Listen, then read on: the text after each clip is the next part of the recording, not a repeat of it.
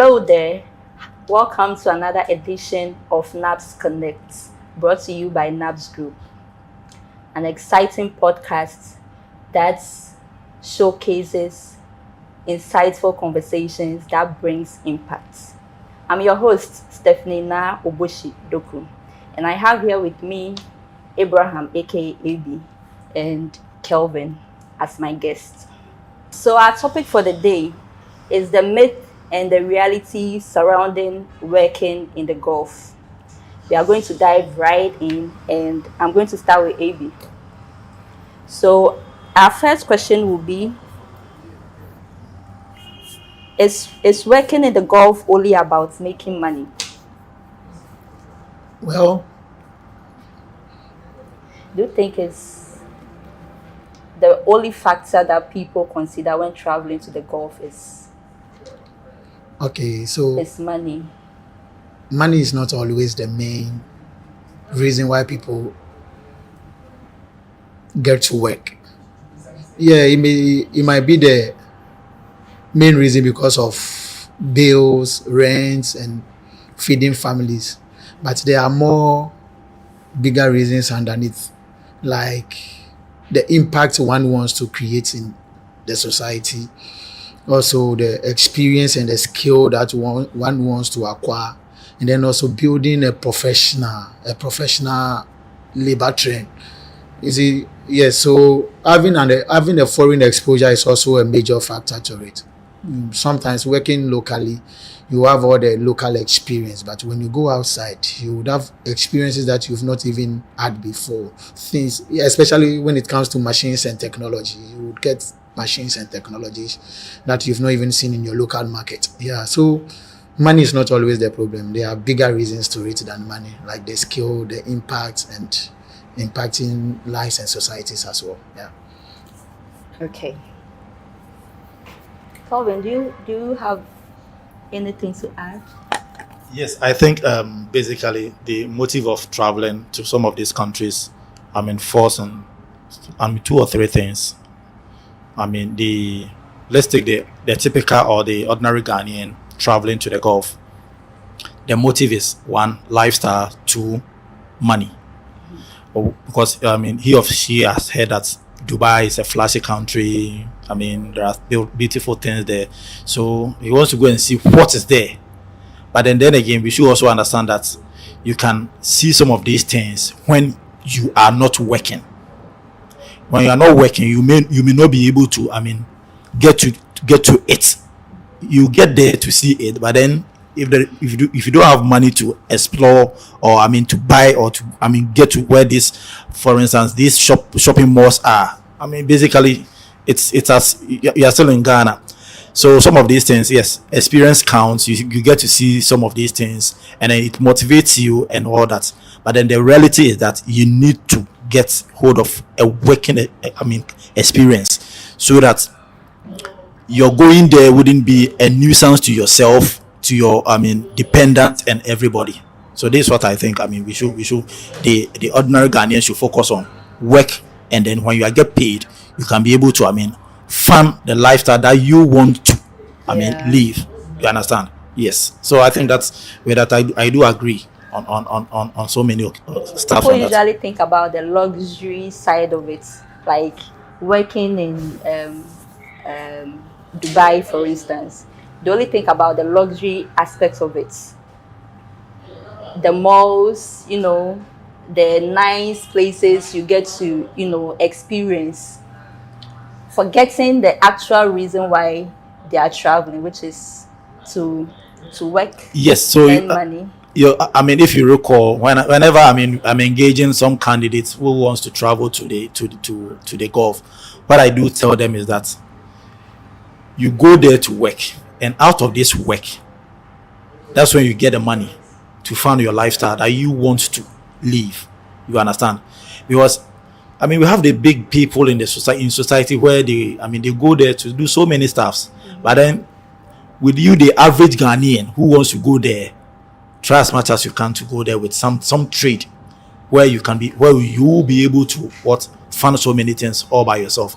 Men so me call na ho efe. ne nyinaa yɛ sika ɛhɔ nyɛ fɛ ne nyinaa yɛ sika so ɛhɔ yɛ ɔfɛ na ɔkɔ ɛyɛ sika you understand so I mean yes we do hear yet we do hear people do say oh and yes ɛhɔ yɛ fɛ yes yes ɛhɔ de ɛhɔ yɛ fɛ but then if you don't have the means to live in there my guy ntina ɔbɛ bi na adwene ho because ɛmfa you understand. All right. Thank you guys for your submission. So Calvin, the second question will come to you. Are all recruitment agencies scams? Usually the usual myth is that every agency charging fees for recruiting overseas is fraudulent. I mean, yeah, so when I hear some of these stuff, I ask myself so many questions. One would ask, I mean, how do you, yes, some are scammers. Yes, I wouldn't say we don't have scammers in the system. We do. But then the right opportunity is being given to each and every one to explore. Mm-hmm. For instance, maybe you are at Seshi. A company comes there to do a radio ad.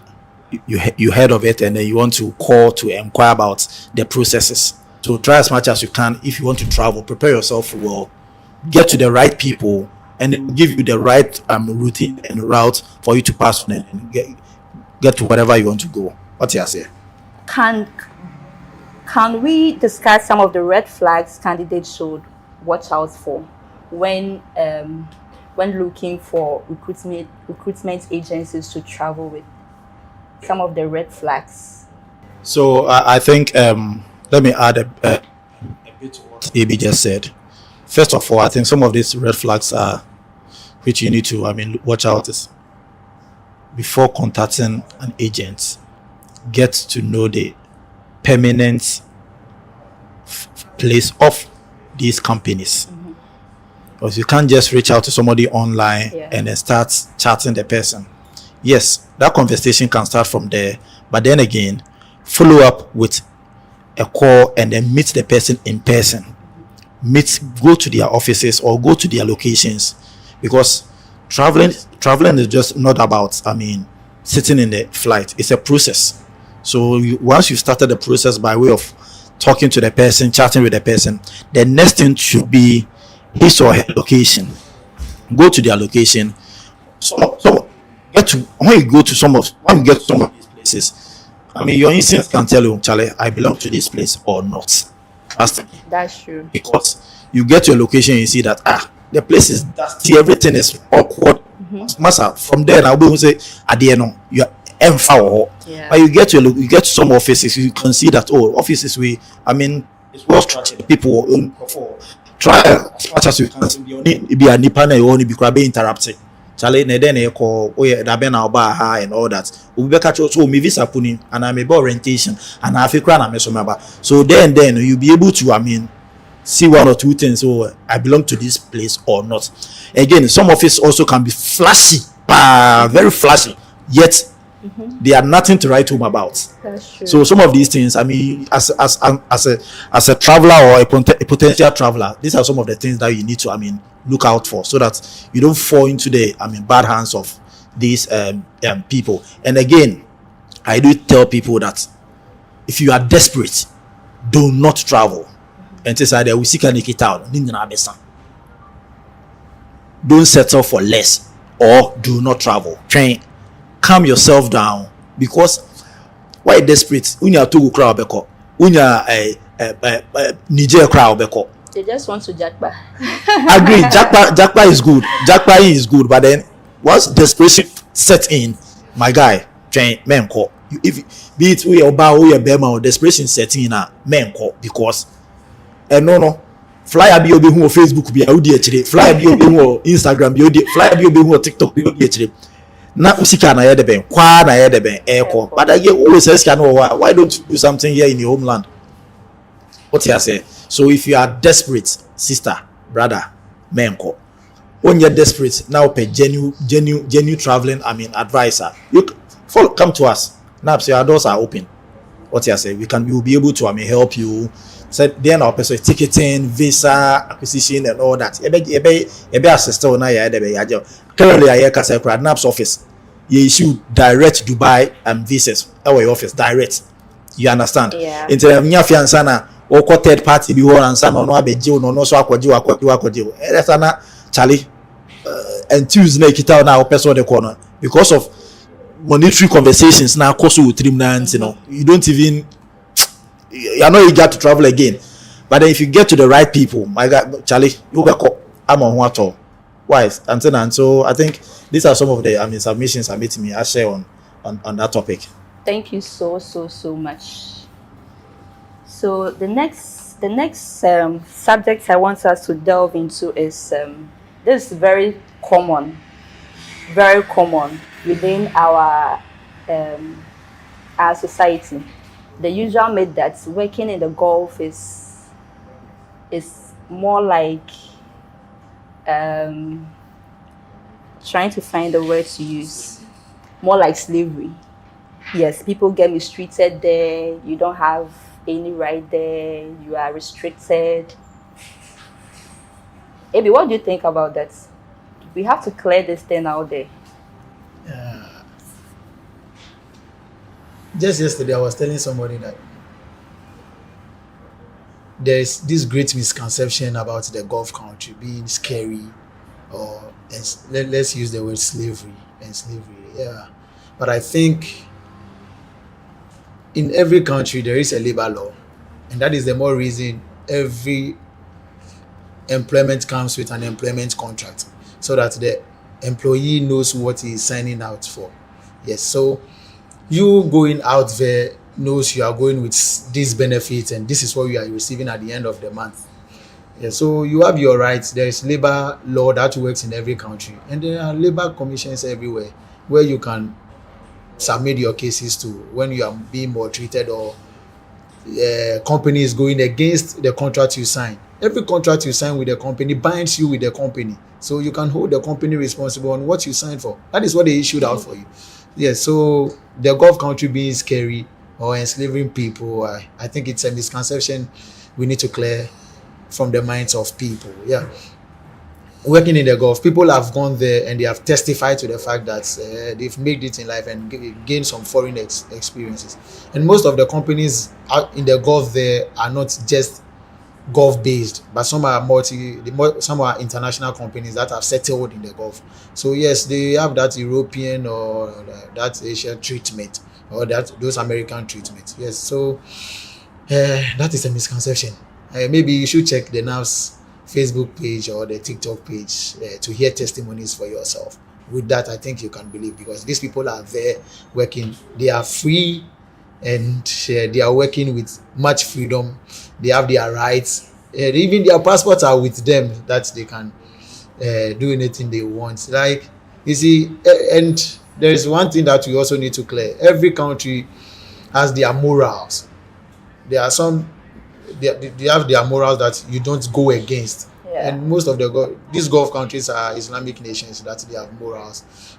They have morals like not drinking of alcohol, smoking. These are highly prohibited in some of these countries. So if you are somebody who are into this kind of act, you can stay in some of these companies, some of these countries, and you think they are infringing on your rights. No, but their country also have their morals that they need to follow. So yes, go in there, you need to follow some of these morals, and then you adjust yourself to it. Yes. So some of these misconceptions are individual behaviors, that's or individual characters that we need to work on ourselves. Yeah. Thank you. So let me also chip in this. Let's not think say my enjoying say some of these companies, you know, more treaty and Crawford. You hear some testimonies from people. So you call, you know, the question here is, and then I call so and sana sa ebekoso.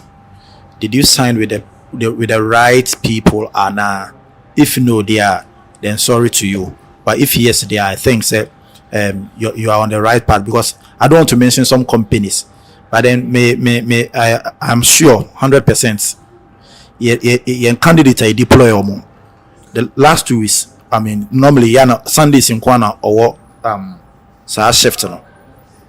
Dubai airport. He works at the Dubai with the electrical department. So he focuses on the main tower that controls the whole airport as electrician. Wow. And then he was deployed by NABS. So such a professional, you can't look at him in the face and say, so you maltreat that person. Because he will tell you in the face, gentlemen, I know my left from my right before, and I know what I signed for before getting in here. That's why I said in my earlier submission, say, men can say some companies maltreat in microphone, but then, ABR, what did you sign for? If you sign for the right thing, you'll be saved. But if you sign for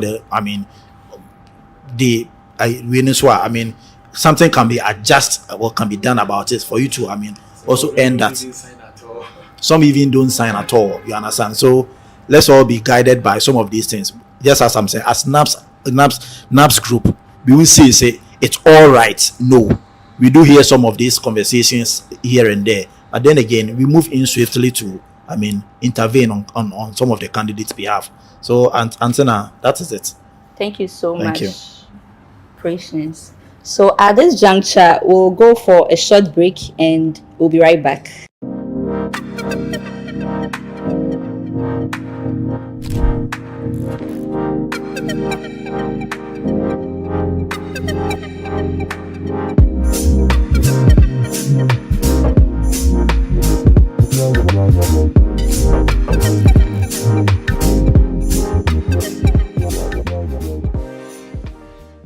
Welcome back to NABS Connect. Before we went on break, we were discussing the Ghanaian perspective on Gulf employment, and I'd like to add my take on that. I remember I had a conversation with one of our past candidates in Saudi, and he was telling me, it was a weekend on Friday, he was telling me they had a party to attend. And I was surprised because we all know that in Saudi, nothing of such, happens over there, like clubbing, entertainment is kind of restricted. So he went on to tell me how much they're having fun over there. They can go to the beach, club, all kind of entertainment that we used to think that in Saudi you can't enjoy any of those. So this is something that has to be cleared. It's something that has to be discussed more for people to get that awareness that Saudi or the Gulf countries is not like we Lions Den. No. Yes. It's not like Lions Den, or it's not like a restricted country where you can't have fun, or people course. Go in there to. So let's ask ourselves, what will motivate Cristiano Ronaldo to go to Saudi? It's because of and then he's enjoying more than anything. You understand? The energy also, the perception is so. How do you want to mean we, sister? Be beer because of be.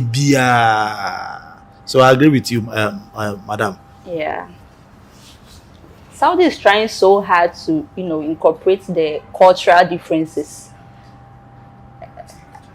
And I know when is the next World Cup coming up? 2030. And Saudi is hosting. Yes. 2030, Saudi is hosting.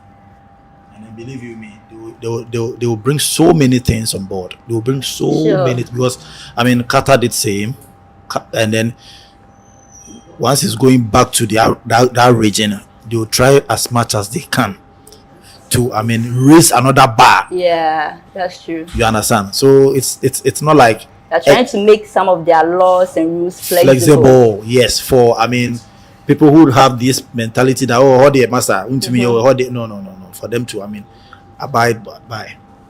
So that's not always the case. That myth is not. It's never true. It's never true. Okay, so our final topic for discussion is the experience. Do you think anyone going to work in the Gulf country needs experience before they can travel to work? I think it's no. The no is that, I mean, there are some industries that requires experience, and then there are some also that, I mean, when you get in there, you be trained as I mean, somebody without experience. When you get in there, you be trained. But talk of experience, engineering, and this I mean, the engineering field, the construction field. I mean, you may need a bit of experience to be able to, I mean, move in there. For instance, a carpenter. Yeah. You can't just say I'm not a carpenter, but I want to go to Dubai, Saudi as a carpenter. No. Some people think once you have, once you are going to be trained on the job, you can just, even though you don't have the experience or the skills. And in a Jubilee house and a carpenter, you can't do it because you need to have some experience. Yeah. I mean, on the job before you can be able to do it. You can go in there as a helper and then learn from there. That is doable. But then for you to say, so me person me be a mechanical engineer. Hey, now when I find a car now, eco to choose an baby. So you need to have some sort of experience before you be able to, I mean, move in there. And there are some jobs also that requires no experience. I mean, the laundry industry, the cleaning and all that. I mean, you don't need experience. You can just move in there and then, I mean, fit yourself in. So it's not always the case that you need to be experienced there before you can move into the Gulf industry or the GCC enclave.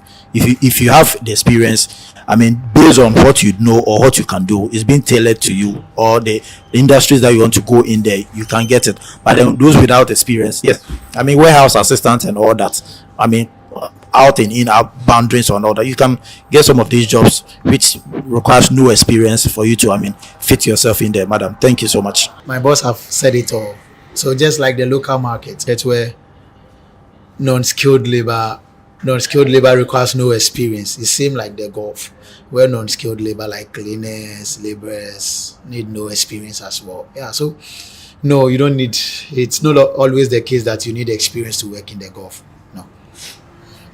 All right. So at this juncture, we'll thank you for joining us on today's episode. We'll come your way again another time, and we hope that this conversation has been insightful. If they have any final words. Okay, so